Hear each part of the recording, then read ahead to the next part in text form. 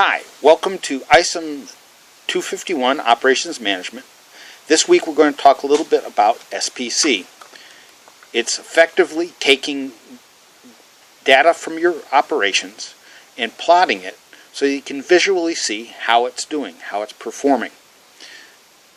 The story I'd like to tell you this week is when I worked for Thompson, what I would do every afternoon about 3 o'clock is go talk to my friend, Mark Jones, who is the finished processing engineer who ran our testing devices that we used to monitor all of our product. Each one of our products were measured against a whole range of performance measures to see whether it passed or failed. We had as many as 150 different data points that we would check.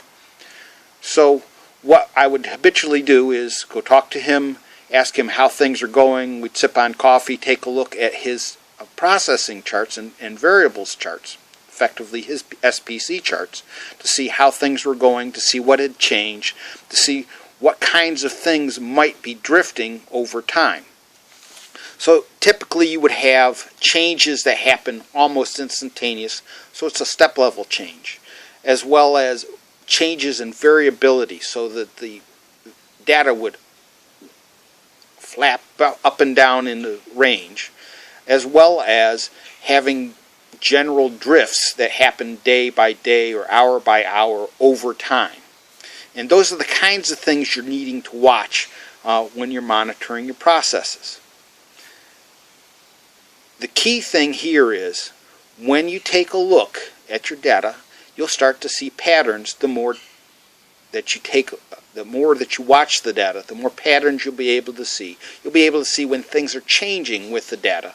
And typically, then you need to figure out what's gone on and figure out, can you react to it? Should somebody else react to it? Where are the sources of this variation, of this change? Okay. Typically, you'll need to talk to the area engineers and other processing experts. Some of the more experienced personnel in the area may already know what's going on.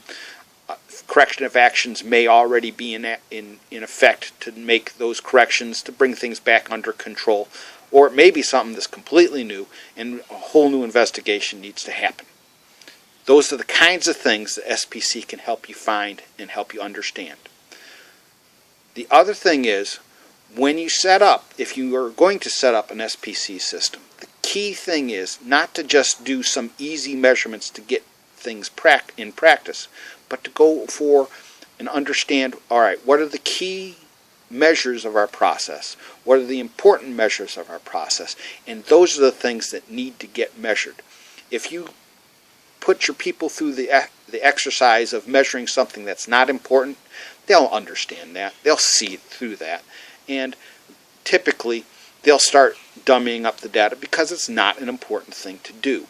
If you're measuring data that's important to the process, that they see people reacting to when it goes out of control, that's when you're going to actually get the most benefit out of your SPC program.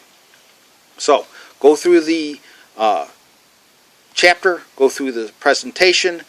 Make sure you turn in the assignment for this week. It's taking a look at the different patterns and identifying them, and try to have some thoughts as to what kind of things can cause the different kinds of changes. Thanks very much, folks.